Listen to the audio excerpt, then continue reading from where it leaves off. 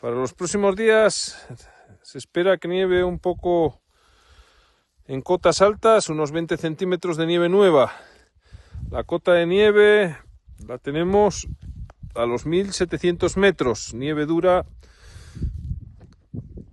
donde por las mañanas es necesario el uso de grampones y piolé. Y de los 2000 metros hacia arriba y en todas las vertientes es necesario el uso de material invernal.